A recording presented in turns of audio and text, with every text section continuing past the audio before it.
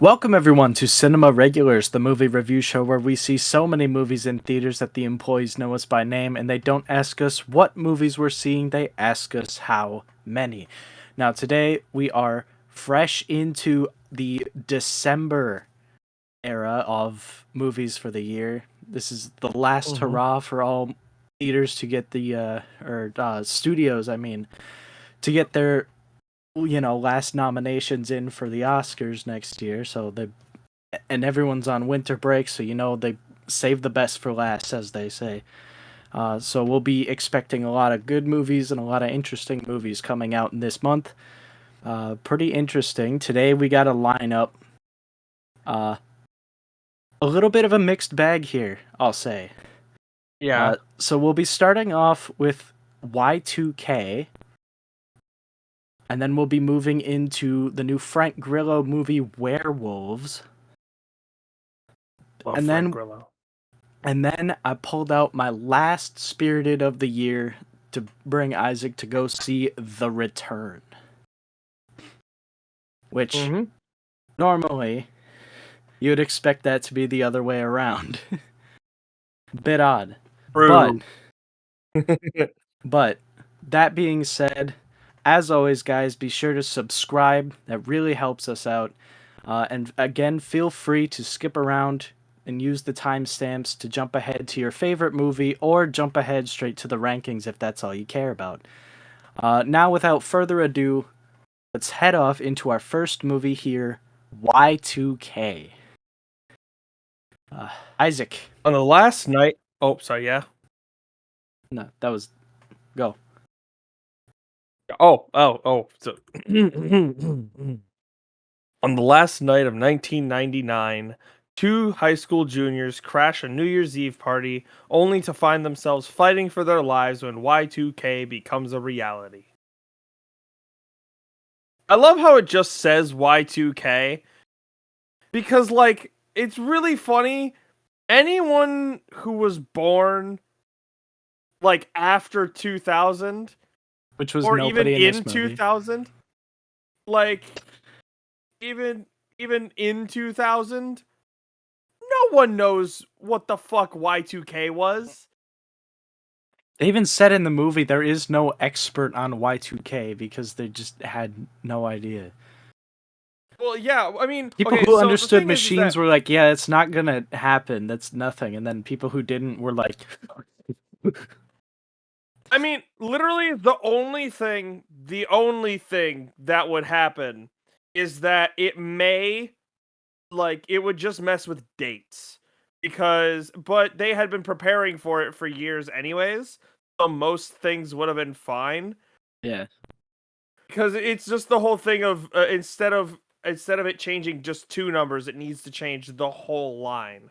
And now, not that big a deal. Right?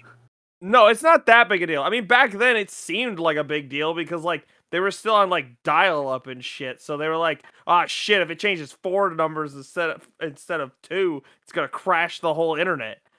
And it's like, it didn't happen. Nah, it's cool. But anyway, so the premise of this basically is that the basic premise of this movie is that the machine meltdown actually did happen.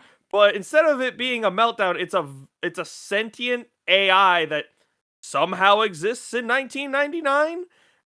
It starts to make machines. I mean, Lawnmower Man came out before that, man. So you gotta give him credit.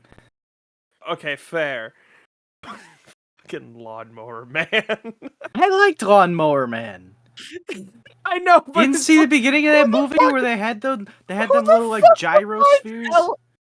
Who the fuck else besides us knows what Lawnmower Man is? Lots of people. It's a cult classic. You didn't see the beginning of that movie because you told me about it. Hey, you didn't see the beginning of the movie that had like those gyroscopes with astronauts in it, but they had a little chimpanzee hooked up into it, so he's like rotating and went, whoo! I lost my shit. 1/4 of a monkey turn and I'm gone. They had a monkey strapped into a gyrosphere for astronauts. That was hilarious. Funny. That was insane. But anyway, so the sentient AI starts to like take over like technological machines, I guess, and making them like combine together into these like humanoid-esque, and sometimes not, but like it would just kind of make them kill humans or abduct humans, which and use them for processing doesn't power. make any sense whatsoever. Because it No, was it like doesn't. the premise was that like, oh, it's the AI and it's sending out a signal to the microchips and all them. I'm like, what? That doesn't make any sense. You telling me that washing machine has a microchip in The 1999? dishwasher, the vibrating bed. Oh my god. The Tamagotchi. How the fuck? Ain't no way. The Tamagotchi got Bluetooth. That's all I'm saying. True.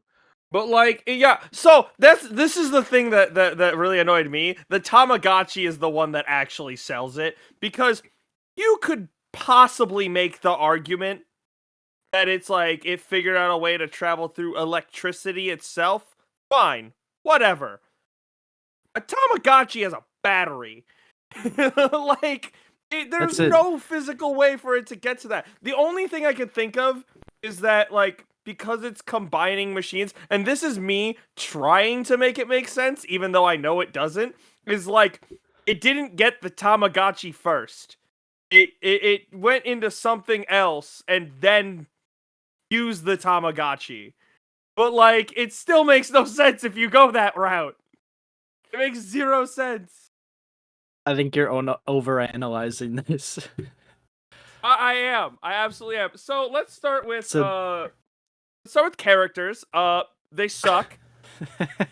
What? You telling me we stacked this movie chock full of Rachel Zegler, everyone's favorite actress at the moment? Everyone's favorite. And then the fat, annoying kid from Deadpool 2 and Godzilla and everything else that he was in? Yeah. Who's never had a positive role in his entire career. The one that really made me sad that was in here, because he was in another movie that we watched that was like really good. Yeah. It is the freaking what was his name in the movie? What was his... Yeah, he was in Arcadian. I knew the name of the movie. I didn't know the name of the actor. No, no one does. It's it's not a real name. Yeah. But anyway, he was in this, and I was like, "Oh, he looked like he was getting better." You got Dylan from The Quarry. That was a fucking flashback. Dude, you lost your shit. Because I've been fucking staring at his stupid face and listening to his voice for the past like 4 weeks, because I've been playing through it with my brother, and then we restarted it again to play through it with his girlfriend, and I've just been like looking into the game a lot, and I'm like fresh off of it, so it's fresh in my mind, and then he's just right fucking there in front of me, and I just I picked up on it instantly. Yeah, you were like, "That's Dylan." What? That's fucking Dylan. Dude, I'm done. You literally were like, you were literally just sitting there, like you had lost life. It was like someone hit you and you lost a heart of life. Yeah. But that's okay, that's okay, because the one that actually fucking killed you, like, you were you had to reboot after it. I swear to God. Yeah, I fucking collapsed into the seat. I'm so glad we got this to ourselves. Yeah. A, because like I'm glad this movie's not making money, and B, yeah, I would have been fucking miserable if we had to like behave ourselves and like shut up in the theater. Fucking, they go to the VHF store after the fucking robots attack, and there's like this hooded figure in the back, like, just like, I used to be somebody, you know? And they're like, who are you? Who is that in the shrouded in the shadows? And I'm like, and I'm just like, yeah, who is this? Like, every established character is either in the room or dead. There's nobody left. Who could this possibly be? And he steps out and he pulls his hood back and you see his face. And I'm like, I had the Lex Luthor moment. I'm like, I have no idea who this is. And then the emo chick with the colored hair and the big door knocker in her nose was like, Fred Durst.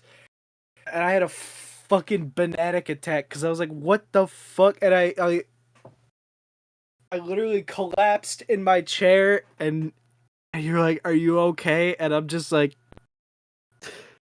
yo, Christina Aguilera better switch me chairs so I can sit next to Carson Daly and Fred Durst and hear him argue over who she gave head to first. I'm like, there's like, that's the only way I knew who that was. That's the only time I've ever heard that I didn't even know he was a member of Limp Bizkit until they said it in the movie. That's true. Wow, yeah, they really drove home the Limp Bizkit here. Which fucking killed me, because I'm sitting here and I'm like, hey, there's a moment where Fred Durst is performing and he doesn't sing a Limp Bizkit song. He sings George Michael's Faith. What the fuck?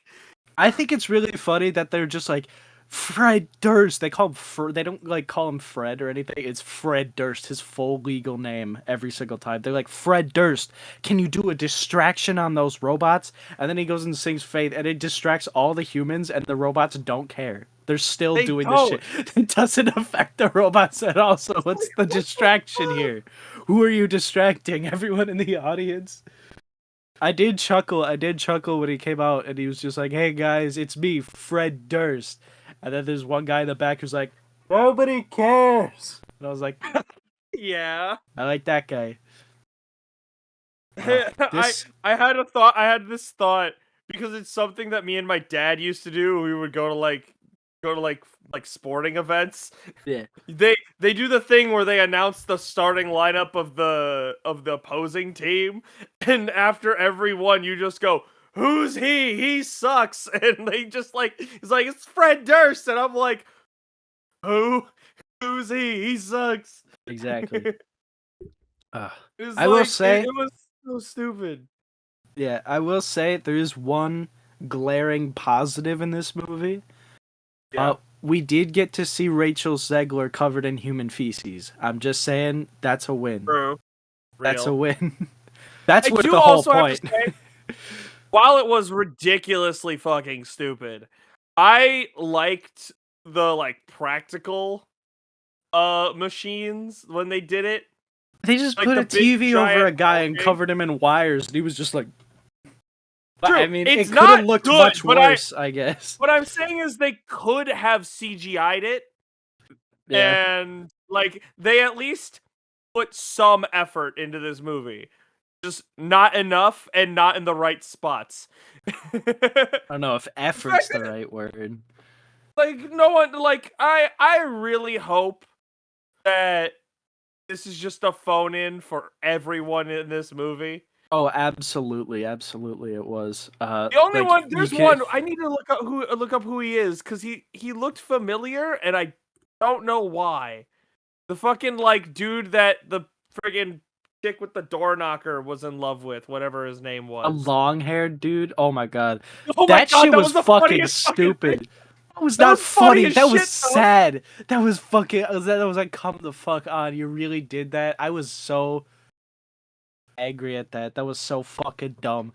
So they're in the garage, right? And they're like, all right, we're gonna go kick their ass. We're gonna suit up. Everyone grab your shit, grab a weapon, grab your whatever. Let's roll.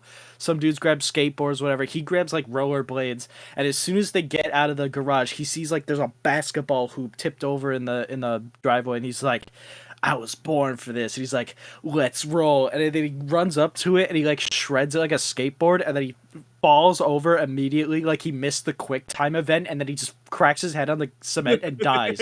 And that was in 3 seconds. He immediately is like, this is the beginning of all the actual shit. So as soon as all the setup's over, he just tries to grind a fucking basketball hoop on rollerblades, and then just misses the quick time event, eats shit, and dies immediately. And I'm just like, really? And he was It like was all really over the funny. marketing too. He's like a very It like was really prominent in the well, it's the same trailer. thing with the Fire Fist kid. Like the moment that all of And it he starts, gets which by the way, we were like half an hour into this movie, and like we were just like, can robots just start killing people Can we already? start killing people yet, please? It took And half an then hour to actually get into that shit, and I didn't and care about 10 minutes anything that after that happened happens, the beforehand. fucking dude dies. The freaking annoying kid from Yeah, the fat Deadpool kid. dies. Bad character, by the way. Oh my god, I forgot about the other stupid thing. Because they just wanted to Oh, the shove other, like, there's one every more. they no, there's not just one, but they wanted to just shove every fucking 90s reference they possibly could into this. It was Starting with not starting with smooth. dial-up and everything. No, not subtle at all. Like they made the two main characters apparently obsessed with that 70s show to the point where they were taking action figures and making them into models of the characters. Yeah, I was like, what? Also, by the way, this man, this the fucking Fire Fist kid is supposed to be this guy's best friend, you know, ride or die, all this. And then he just goes ahead and tells the entire school that he made him drink his piss. Like, why? You're a horrible person. He's a really bad First off, friend. you're a horrible person for doing that in the first place. But It's like, true. if you kept that as like an in joke between the two of you, it would eventually become funny between you two. Like at some point, I would think. But then he just goes out and just goes, "Yeah, I made this dude drink my piss." No, I wouldn't do that. I don't know. You just said it would eventually be funny, so I'm keeping my drink far away from you, even though we're in different cities right now. I don't even But want it near your screen. as if I could Bluetooth some piss through the screen. I mean, they Bluetooth a virus into a Tamagotchi. I don't know what's possible these days. Cover Rachel Zegler with poop again. Do it. Dude, I saw a behind like- the scenes thing. Like, she was mad. She hated that scene. Like, they were Really? the director or the stunt coordinator, whatever the fuck, whoever's in charge of that, was just like, yeah, like the I'm just gonna call him Bill because he's Bill from It, the little kid. Yeah, okay. Like Bill's character, he was like, yeah, he was having fun with it. He was like, because it was mostly chocolate or whatever. Yeah. He was real poop.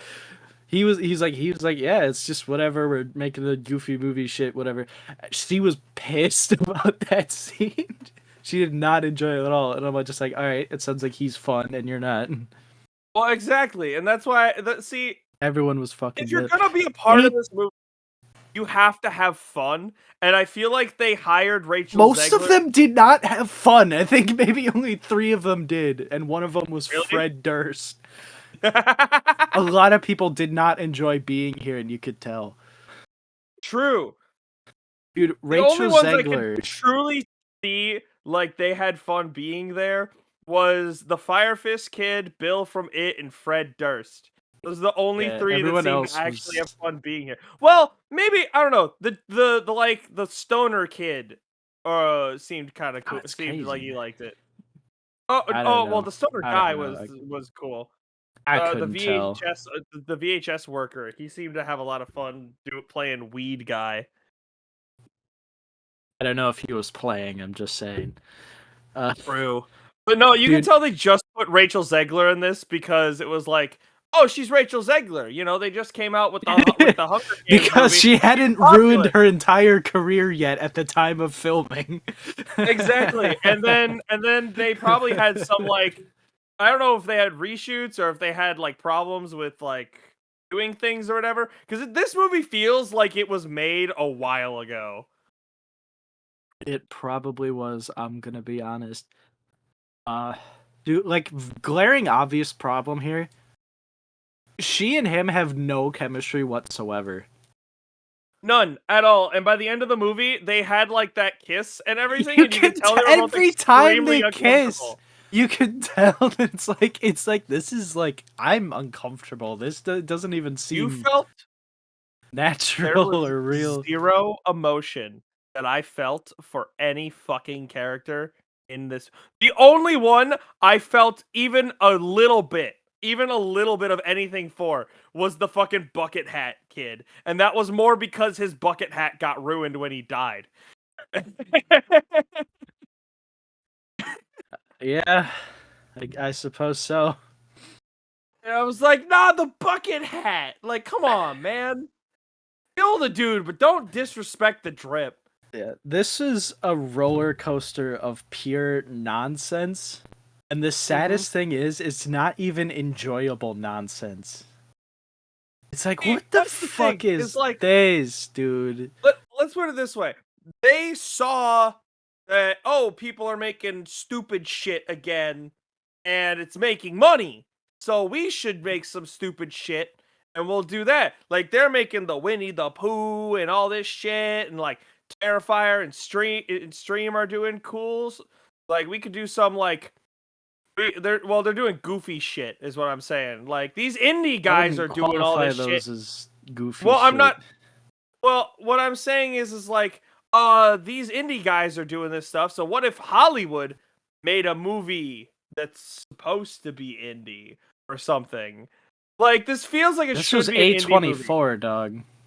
Yeah, that's the problem. Is that this movie was so far up its own ass, it couldn't just take itself not seriously. Yeah, someone's like, it's like Independence Day meets Superbad, and I'm like, oh, it's super bad, all right. It was just, there was no heart at all in this, and it made me really sad. Like, it really sucked because I was hoping this would be bad good.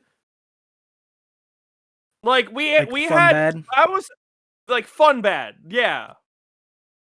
Moonfall, like, fun bad. Okay. Yeah, But no, like, this had all the personality of a Arrow. wet fart.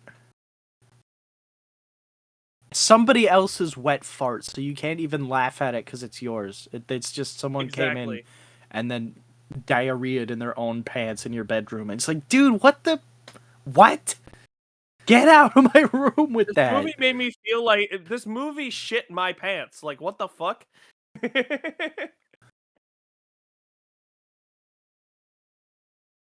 You said that. Yeah, I did. In my show. All right, you're done. I have nothing more to say about this.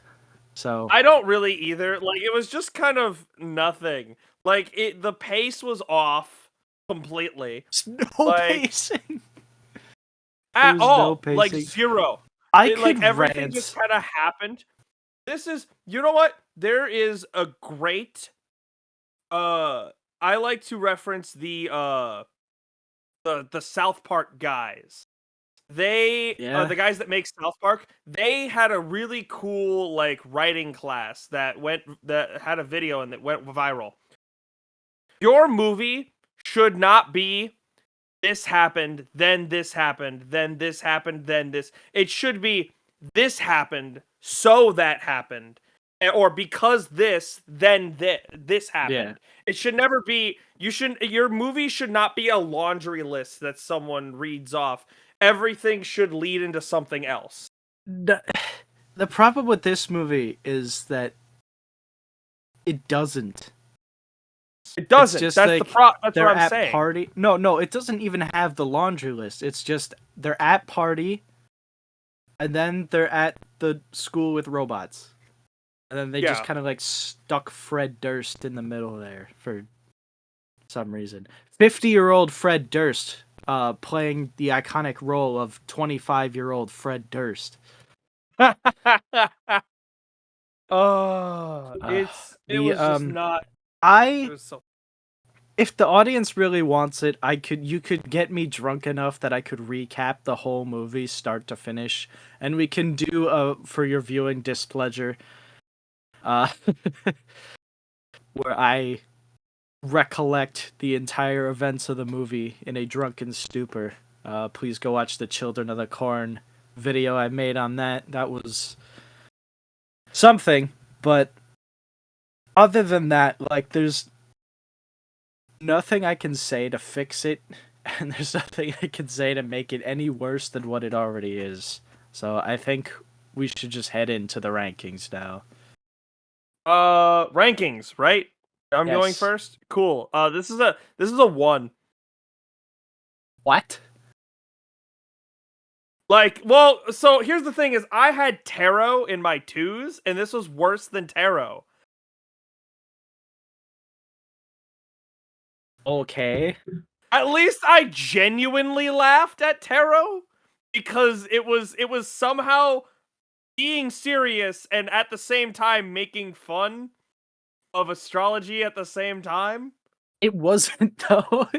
It was definitely like taken seriously. Like you were meant to take it seriously. Uh but like Actually, hold on. Let me think. I I mean, you're thought I'd free to give it a give it a 1. 1. You're free to give it a 1. I'm just Oh saying wait, I mine's have to not double check going and make that sure low. I have to double check and make sure I didn't actually put something below tarot. If I put something below tarot, then it's a 2. Never mind, it's a 2 because it's not worse than Cuckoo. Okay? Yeah. Okay. I had to give this a 3 out of All right. 10. Uh Again, because, I mean, it did get a bonus point from me for covering Rachel Zegler in Human Feces. That is pretty funny. True. I did enjoy that. It's kind of fun to mock it in a fun, bad way, Yeah, but, like, it's not worth watching the whole movie to make fun of a couple scenes. Because most of it's just, exactly. like, boring and going on, and then idiots trying to rap, and it's like, what? What is happening right Yeah. here? It's just really annoying. YouTube doesn't even exist yet. Why are you filming this and rapping? Exactly. I don't know. There's just a lot going on, and I don't think anyone really put the effort towards it, and it wasn't funny. They're like this was coming out like A24's like absurdist comedy, but like it's not comedic. It's not funny. It's just weird and stupid, and a lot of it just doesn't make sense, and you just get fucking flashbanged out of nowhere when they drop in Fred Durst of all people. Fred Durst, my god. And as bad as it is, I would rather sit through this again than have to be chained to a chair and watch Joker 2, which I also gave a 3. So Real. I had to give it something higher than that. Again, I just gave it a 2 because I would still rather watch Tarot than this. Fair enough. Because at least Tarot had like better kills than this did. But whatever. I would agree to disagree on that point. Sure. But Alright, let's move on. We've talked enough about this shit movie. yeah, let's move on into our next movie, a much better movie, Werewolves. Take us away, Isaac. Absolutely. A scientist and his family find themselves in a fight for their lives when a supermoon event turns humans into bloodthirsty werewolves. So, right at the gate, let me say this. This movie ain't going nowhere. It's not going It's anywhere, not going no. places. It's not winning any awards. It's not even all that great. This shit's gonna be on Tubi within the next month. True. This is a But Tubi fucking movie. I have a feeling though that this movie might gain like a weird following, not a big one, but I like don't it's know. a very niche I thing. don't think, unless it's something like Terrifier, where it's got like serious ground underneath it. I don't think movies have the ability to catch cult followings anymore. Oh no, I'm not saying it'll gain cult following status. I'm downgrading it to niche status. Like there'll be a small Not even. There'll be people who have seen it once and then never. There's not going to be a single like oh, this is a fantastic movie. Favorite movie. Nobody's gonna call this their Slingshot, dude. No, good point. I mean, I'm not even calling it. I just of the 3 movies that we watched when we saw these, this is the one that pops into my head. Right. But like, so here's the thing, right? It's a real low budget movie. Mm-hmm. They went small budget. They got some pretty interesting actor names here. Yeah. And they went almost full practical on the effects. The werewolves themselves are full practical most of the time, unless they're like in a wide angle and running. The transformations into the werewolves, which is a very like key part of werewolf movies, really bad. Really bad. They look really bad. They look transformations terrible. Were really Transformations bad, are terrible, but the werewolves are fantastic. All the practical gore that they did was very good, actually. And several points during the movie, they had like shock moments where you and I would just like look at each other like, oh, like whoa, like they would just do something crazy. Yeah. Like very brief spoiler here. It's not really gonna ruin much. But there's a point where a werewolf is like at an electric fence, and it picks up a dead body and it just holds it against the fence to electrocute it and like to like short out the fence. And it's like, first of all, that's genius. Second of all, that's hard as fuck. That is. So they'll do things like that that'll catch you, and it's like, oh, that's really cool. The other thing I like about this movie that it does cool is, yes, they are werewolves, but they're not normal werewolves, because it's not like it's lycanthropy.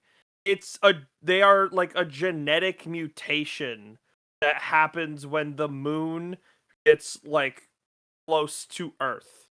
Yeah, it was the strange supermoon that they had. Yeah, like it's like they said something like the moon is closest to Earth than it ever has been, and something like that.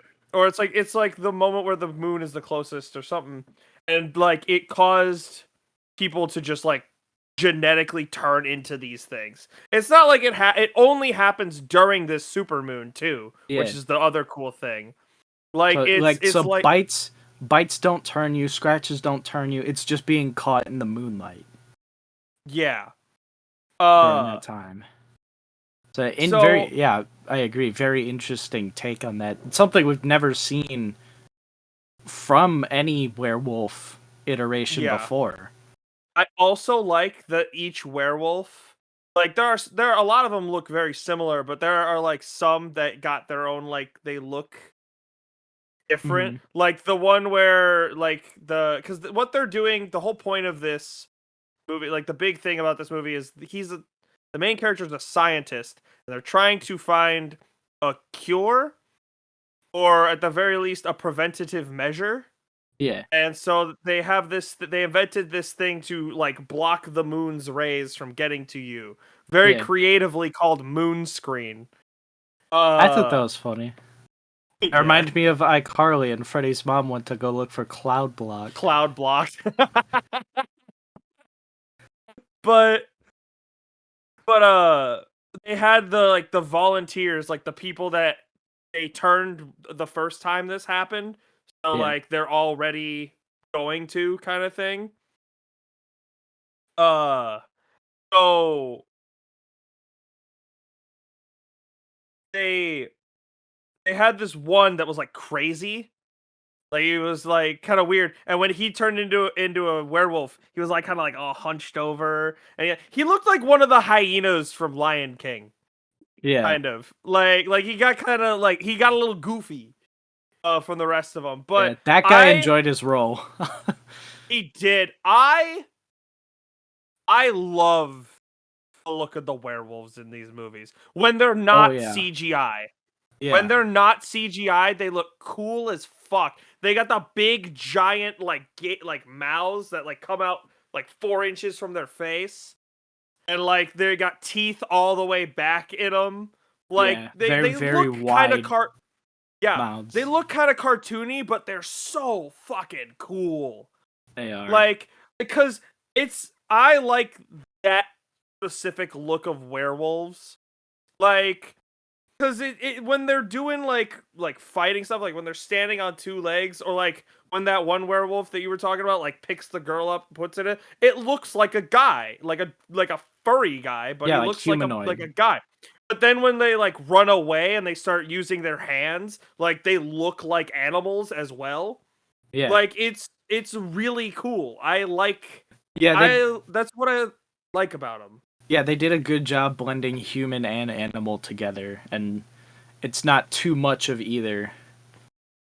Exactly. And what's really cool is that it's like a complete takeover as well. Like they are actually, it's not like that stuff where it's like, oh, if they're, you know, they're a werewolf, but they're still human kind of thing. Like no, they are mindless monsters.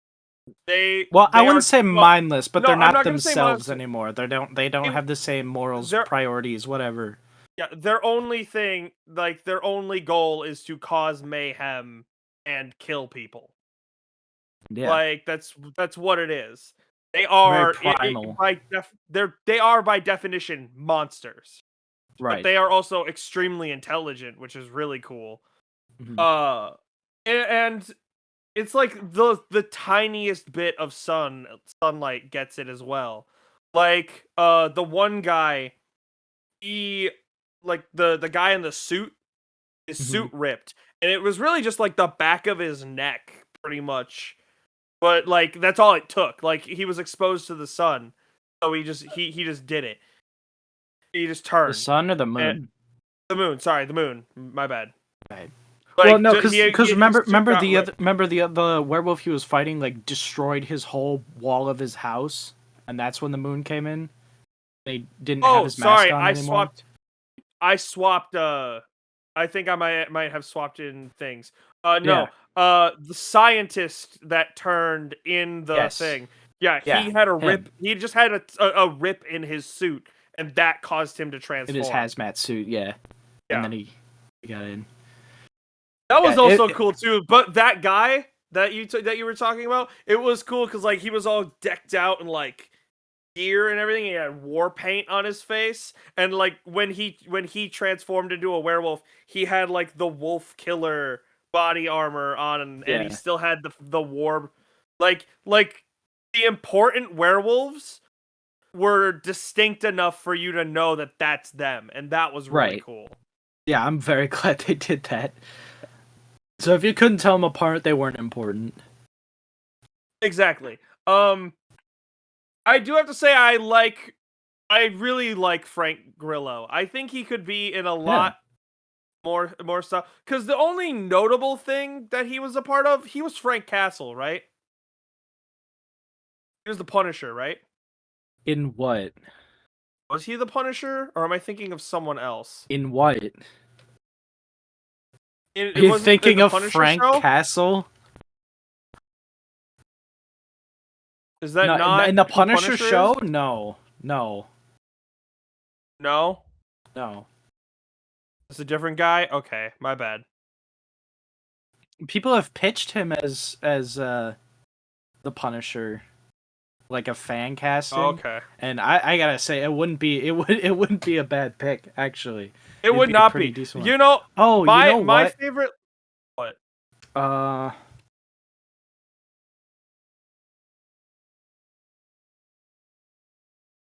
I think I know what it is. I know what else I've seen him in, but Yeah, I yeah, no, he's Crossbones from the MCU. That's what you're confusing him right. for. That's what it is. Yeah, that's what that is. Different guy in a completely black suit with a white skull mask. With Right. guns. Different guy. Yeah. But he's in a movie that I actually really enjoy. I think I had you watch it. It was in a movie on Hulu called Boss Level, which was like Yeah. a Groundhog Day thing. I loved him in that. I like it when he's in roles. Like he's a funny guy. He plays the action very well. Like he's just a good actor, and I'm glad to see him like still working. Yeah, I think he's a pretty underutilized action star. He needs to be in more things. Like I'd Well, like to he see like used to a. be in a lot of stuff. Well, I know, but like he's still in like good shape. You saw him in the movie. Oh yeah. Well, because he was in one of the Purge movies, a couple of them actually. Yeah, he was. He was the main like protector guy. Yeah. So he's been doing stuff for like action work for a long time. Yeah. No, I just think And like generally, I think he's like overlooked for other people. Like yeah, he's in a lot of like half of the shit smaller that stuff. they have Jason Statham or The Rock in, they could have just put Frank Grillo, and it might have been that much better. That would have been good actually. That would be Yeah. that actually could be cool. Now that I'm thinking about it, I you The damn Meg it, why'd dude. you have to say damn it, why'd you have to say that? Because now no, Jason Statham works for the Meg, but now I'm imagining Frank Grillo in roles that those two have just because they are the action star. Yeah. And I'm like, also, where was he in Expendables 4? You didn't watch Expendables 4. Where was he in Expendables 3? You said no. Did you watch Expendables 3? I did. You did not. Like 92% sure I did. No. I think.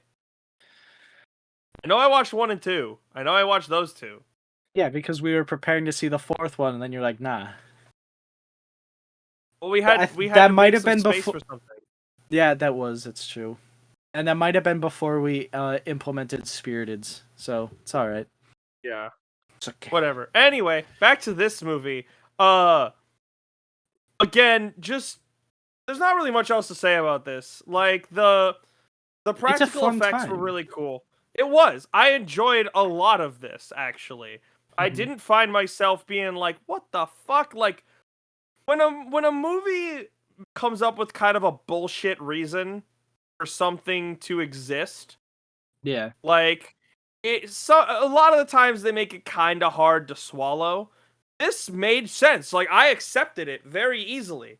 Like, oh, they're still trying to figure out like this isn't a thing that's the other thing is that's cool about it is that this isn't something that's been happening for years and years. It happened once last year. And they know last year and they know it's going to happen again. Right. Which is also really cool because think about it. Like they have 9 hours to study this thing of darkness. Yeah. Yeah, they have 9 hours to study this thing before it can be another year or so and try and figure out why this happens and how to prevent it.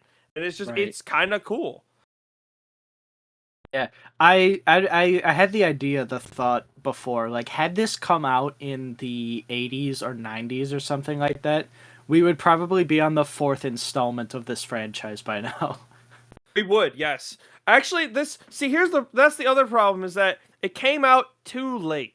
If this would have even came out in like 2010, I think we would have gotten more for it because like it's in an age of streaming where like this might do decently on streaming because it might be something that like shows up and like, hey, this is something that we can watch. Yeah. I know that guy. But the reason I say 80s and 90s because like if they did come out in the 2010s, it would have been all CGI. That was peak CGI era. I just watched the 2011 remake of Fright Night today. Mm-hmm. Very good movie. I actually liked it, but like it was CGI everywhere, and the blood was really bad. Thing. It's the same thing when you watch. Well, I guess Odd Thomas needed that. Yeah. Like it had to be CGI. Yeah, it was very Odd Thomas. Which about it. But that's the thing is that it was the werewolves would have not had that practical feel to it, and I think that's where it really came through. And this just adds on to the pile of just like people bringing back practical effects, and it really works. It really works. People are tired of the CGI, and they're dying to have practical effects back. What's even better is that on top of all these movies that are bringing back practical effects, and like even if they're not very great, like they're not like they're still gonna get praised for using it. Yeah. It's still gonna happen, and having it look decent. Like yeah. Yeah. All right. Moving on to the rankings then. I'm gonna go ahead. I'm gonna give this a pretty low 7. It just barely broke through the 6 to 7 barrier. It gets there on the use of the practical effects and the really impressive, like shocking, stunning moments that they do. Like there's a lot of really cool things that they do in the movie. It's not anything to really carry the whole movie, but it's super enjoyable. Again, this is gonna get dumped on Tubi for free in a couple of months. It's not a big blockbuster. It's a super low budget thing, but as far as movies like that go, it was really impressive what they did with it, and I had a hell of a time. I'm also going to give this movie a low 7. Like it didn't quite fit in my 6s. I actually have this like just below Deer Camp, because I had Deer Camp in my 7s. And this was just great. I enjoyed myself a lot. I again just always love seeing Frank Grillo on screen. What was also really cool is that like the actress who played like the mom in the movie, she had a role in a TV show that I loved that got canceled after 1 season. And it was like, oh hey, it's cool to see her in this. That's cool. Glad she's working. Like it was just it was a lot of fun. I enjoyed it a lot. There was some really cool like smart things. Like one of the ones that I loved was when they were like putting the house together. They set up a sprinkler system around the house that led to barrels of pure capsaicin, which is genius. Yeah, that was really cool too. It kind of like, I don't want to say it had like a Home Alone feel to it in those scenes, it did not. But it didn't. But like I like if homemade anything, the final showdown scenes like at the house, that felt more like the ending of House of Ashes. Yes, that is a very good way of saying that. Yeah. Spoiler alert. All right. Moving on to our final movie of the night, we have The Return. Isaac, please take us away. After 20 years away, Odysseus washes up on the shores of Ithaca, haggard and unrecognizable. The king finds much has changed since he left to fight in the Trojan War. His beloved wife Penelope is a prisoner in her own home and hounded to choose a new husband. Their son faces death at the hands of suitors who see him as an obstacle in their pursuit of Penelope and the kingdom. Odysseus is no longer the mighty warrior his people remember, but he must face his past to save his family.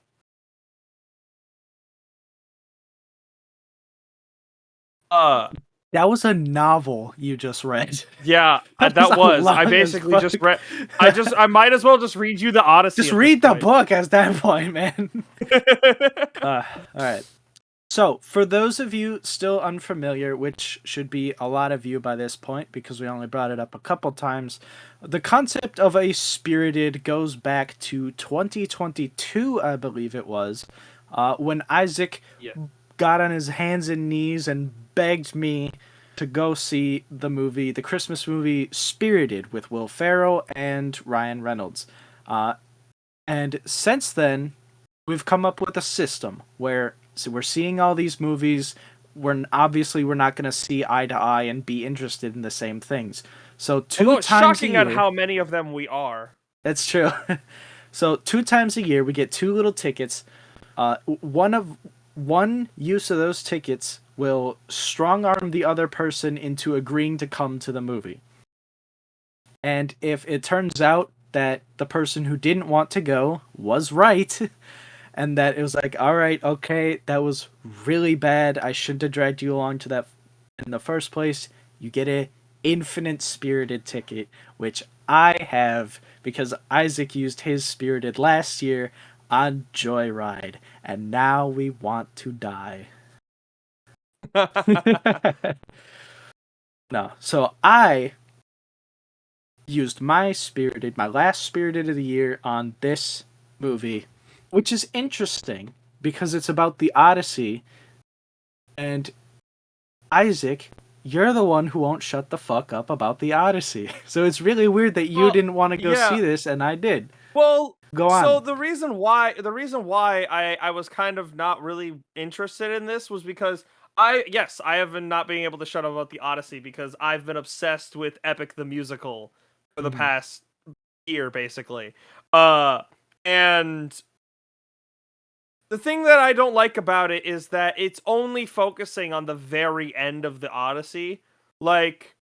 And while Epic has been actually gaining popularity for about 2 years now, so it's conceivable that someone was like, oh, hey, the Odyssey is seeing sales again, or people are getting interested in the Odyssey again, let's make a movie about it. And that I don't like it when things like that happen. Like, if this was just something that someone was like, hey, I like the Odyssey, I want to make a movie about it, or maybe even if Epic is the reason someone, like a director or whatever, was like, hey, this is cool, I want to see it, whatever. But it just made me skeptical because there's so much cooler shit in the Odyssey. There's so much cool stuff on the way home that you can do that makes sense. But I do have to say, this made a lot of this did do very well. It really portrayed the ancient time very, very, very, very properly. It hit a lot of specific events that happen when Odysseus comes home. That I was kind of surprised that it did. One of them that I absolutely loved was Odysseus's dog Argos recognizing him before passing away is such a beautiful moment. And there were a couple weird bits, it's weird to think of Odysseus as a really old guy. Because, Not for me. Well, no, in the sense of, not even because of Epic, which is actually the reason why a lot of people do. It's just to think about the fact of, you read the Odyssey, and all the shit this man does, especially how much of it he does on his own. It's... This guy is the one that did all that? He's just this old guy? I read the book in high school, and at that point they did say he was old. Well, they did, yes, but it's one of those things where it's just oh yeah, he is old, and yet he's still ripped, really strong. Old for ancient Greece, which is 25. Well, actually, no. Odysseus is somewhere in his 40s, 50s. Right, which is ancient. I was joking, but no. So I saw the synopsis for this movie, and one key thing that they highlighted, and the reason I think it's an interesting take, is that they said they were cutting out the mythology. So all the gods, the monsters, the creatures, the this, that, and the other thing. It brought it to the most grounded and reality-based part of the book, aside from all the war part and this and that. And it was really interesting because I've always had a little enjoyment of this part. One, because I really like when he strings up the bow and shoots through all the axe heads, because that's just hard as fuck. And that's been used as a an intro sequence for a production studio, which L on them for not making this movie instead. Which one is that? Here, I will look it up while you keep going. Yeah, I'll keep going. You look it up. So they should have made this movie first of all, but I always thought that was cool. But the other reason of that is because I really like the trope of like the recognition of like the kind of the best example of this is like in Gladiator when Maximus is facing away and the Emperor tells him like take off your helmet and turn around and face me, and then he takes off the helmet and you see like, oh my god, you're supposed to be dead. You're not supposed, like, it's just like the realization of, oh my god, it's you. I like that trope, and then that's like a really good, really, it's been a pretty long running use of that trope. So I thought that was cool. I don't know. I've always had like a little tiny interest in that aspect of the story, and plus you got to think this is a lower budget movie. They're not pulling out all the stops. They can't do all the magic and the gods and monsters and shit like that. So they got a bunch of dudes in robes out in the desert, and they filmed what they could. And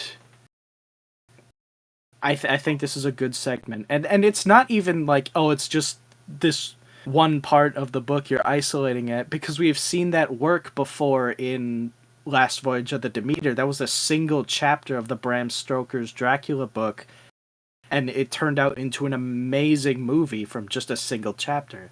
So I think just even the last bit of this grand odyssey, thesis that the thing is, Yeah, like there's there's enough in a single chapter for a whole movie, and I think that's there amazing. is. I do like the point you brought up. They brought it back more down to the fact it was like one thing he said was like, how could I come home without the men?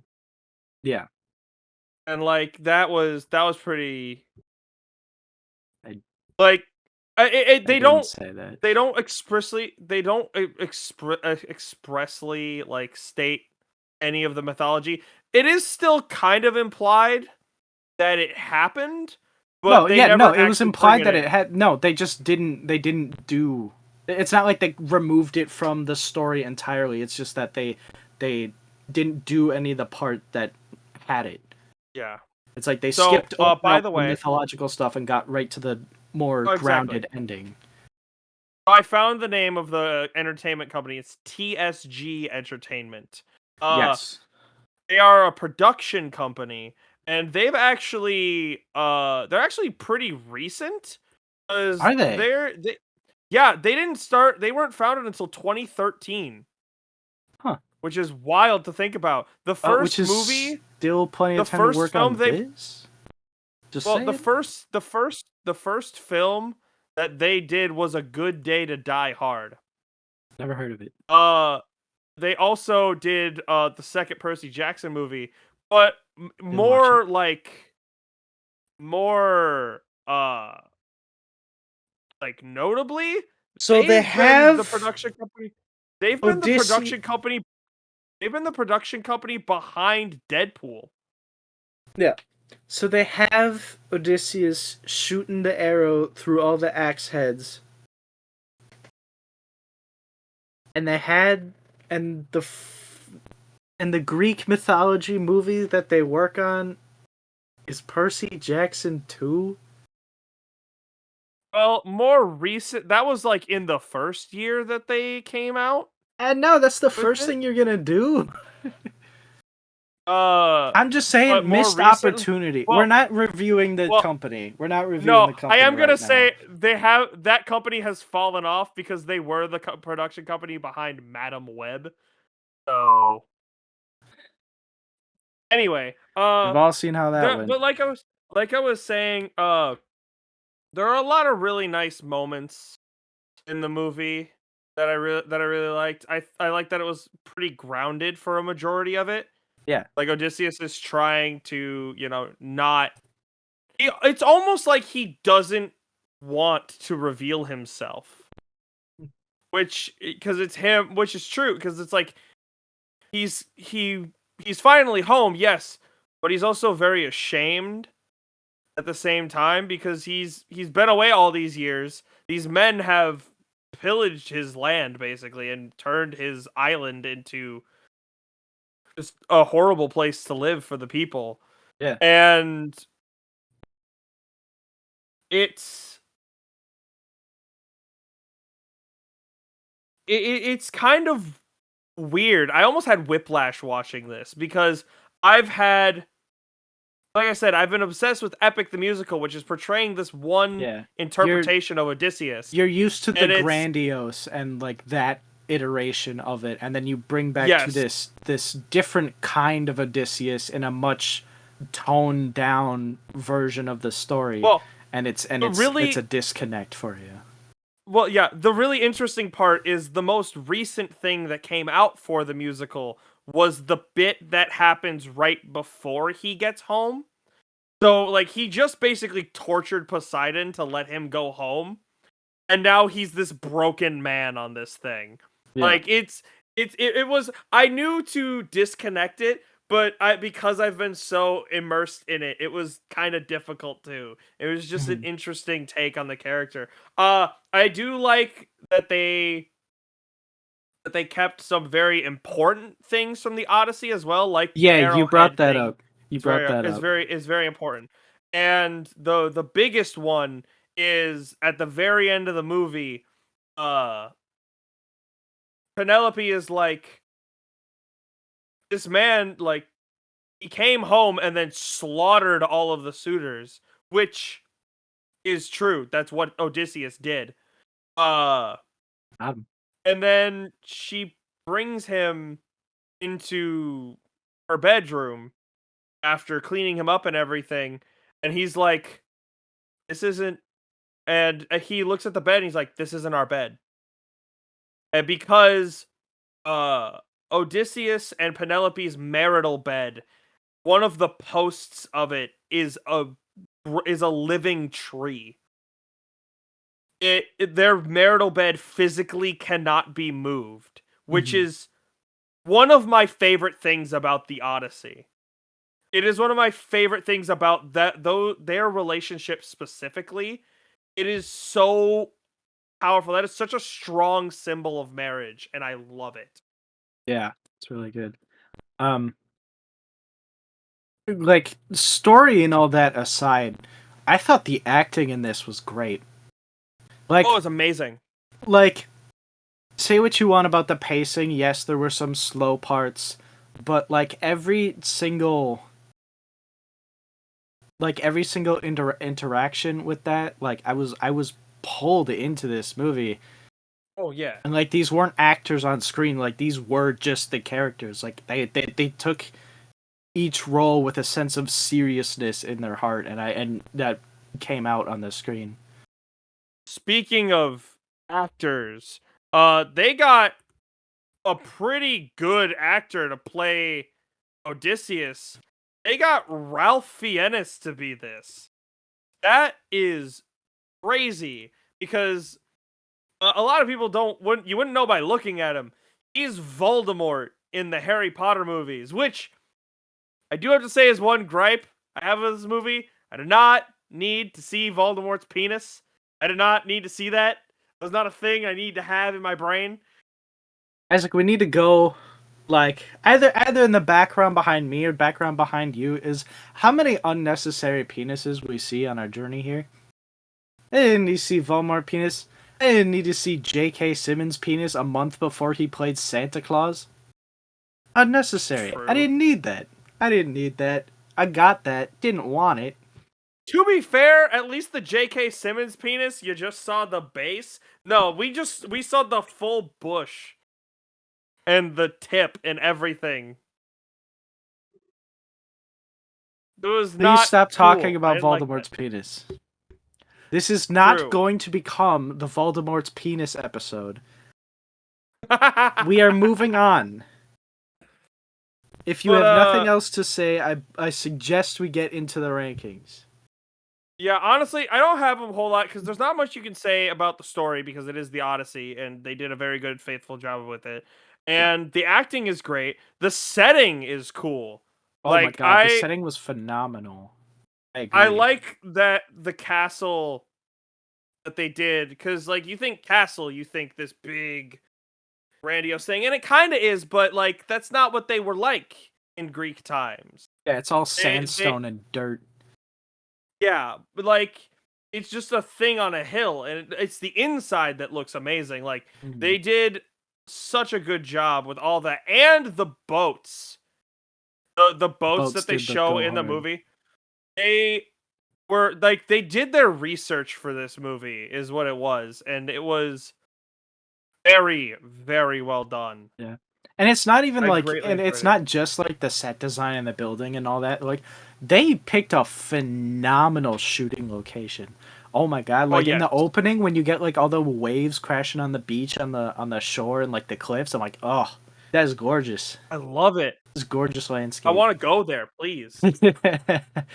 I could literally sit like I could sit on a rock and just watch that for like a couple hours. But I'm not even kidding. It is would be so cool. is Ithaca a real island? I believe. Let's find Because I out know here. they had like, because what is it, like Creole, like that place near Greece or something? Yeah, There's a Creole island that's been in a lot of like mythical stories, but it's a real place. yeah. Ithaca is a real island in Greece. Dude, how crazy would it be if they actually shot it there? Look that up real quick. Look it up. Look it up.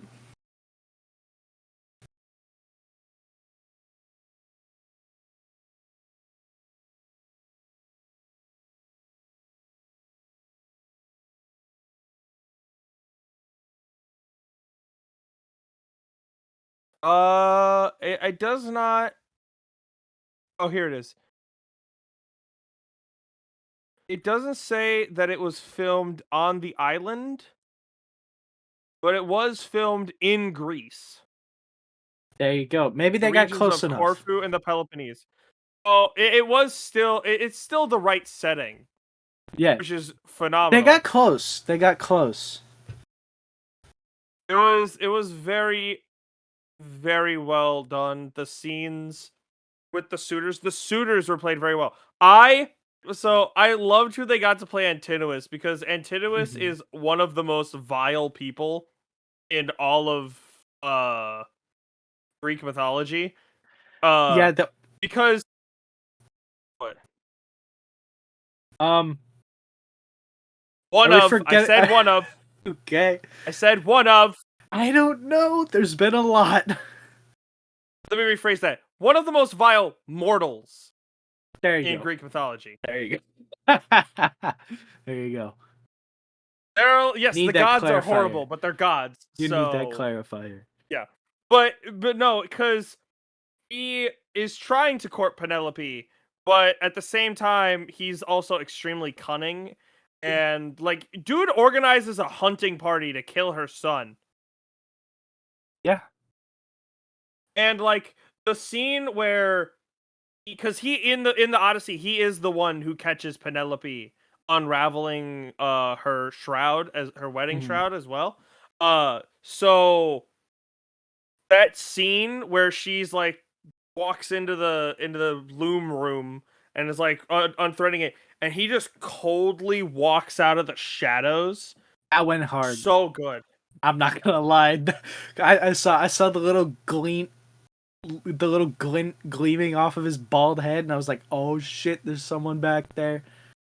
It was very like the acting and everything in this movie, even the action. Well, that might be a little. The action was a little lacking. I'm more talking in the sense of like when Ralph Fiennes had to do like sword fighting. Like it was a little slow. And it I'll was a give you little like that. because he's an older guy. He's an Yeah. older guy, and like some of them was just like he just slash and the dude would fall over Yeah. kind of thing. I mean, Like again, it's a he's old and it's a lower budget movie. They can't do crazy true. special effects kills. but I thought it was very serviceable for what it was. It was like it was a very toned down. It's not supposed to be Odysseus. This is not Beekeeper the Odyssey. Like we're not. Odysseus is not John Wick in this bitch. Like No, it's it was more of a it's just very drama well. and just Yeah. like in a vehicle of their acting prowess, if anything. Yes, that is a good way of putting it. It was just it was just very well put together. I Yeah. don't really have anything else to say about this Neither beyond do that I. though. Neither do I. So you being the resident Odyssey expert, I'll let you take the reins as we move into the rankings. Yeah. I think I'm gonna give this movie like a low 8. Nice. Like the setting and everything was great. Like the disconnect was there, but it like as I've been thinking about it, like since then, it's not very often that I leave a movie without an immediate ranking, or like usually I'll have one and then I'll think on it a bit more and I'll change it later, kind of thing. But this one is one of the ones where like I left thinking it was kind of like a 7. But the Mhm. more I've thought about it, I'm like, you know We what, this is decent enough. Yeah, we left the theater and you agreed that Werewolves was the best movie we'd seen, and here you are ranking it Yeah. higher. Well, exactly. Like it. Like I the more normally it's a I said thinker it for was the you. best one. Yeah, it's like I have to give them credit for the sheer amount of effort that was put into this, and the sheer amount of like attention to detail gives them Mm, major props. nice. Plus, very little CGI as well. Yeah, yeah, they were pretty sparse with that. I agree. I'm going to give this a very high 6 out of 10. I thought again, acting amazing. You know, set, place, shooting location, fantastic. Um, I mean, writing, not a whole lot they could do there because I mean, they've had the script for hundreds of years, but Yeah, it's it's slow in a lot of places, and just Odyssey in general is not the most interesting topic for me. So it was a little bit of work to hold my attention, but it was acting great. The bits of the book that I do like were in there. I like that the axe head thing. I like the bedpost thing. I like, you know, the reveal of, oh, it's him. You know, like I always thought that moment in the book was cool. And then they took yeah. and made a movie all about that moment. So I thought that was pretty cool. Um, you know, it's not mind blowing or anything, but it is a very well put together film. There you go. Absolutely. All right. So that should wrap us up for all our movies today. As we look ahead to next time, Isaac, what can we be looking at next time? Next time we're taking a bit of a gamble. Marcus Theaters is doing their mystery movie. So we don't know exactly what it is. We have a fairly good hunch that it is the new Angel Studios movie Homestead. Open for So it. that's what we're hoping for.